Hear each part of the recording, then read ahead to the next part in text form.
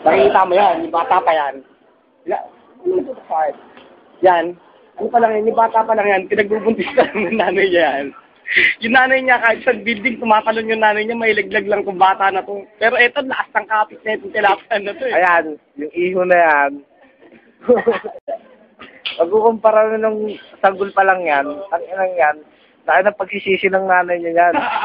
Ay, yan na siya noon, magmula noon.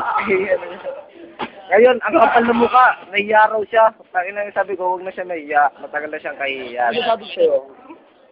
Ang pangit ng mukha mo. Hindi siya paglalait. Makakatotohanan lang sinasabi ko.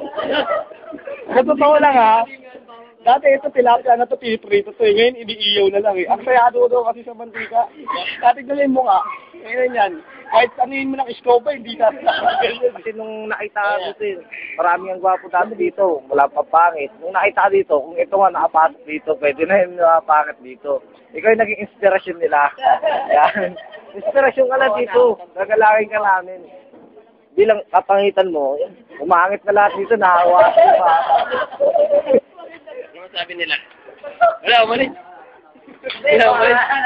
Talo, talo. Natakot sa benta. Baka na. Takot ka, no?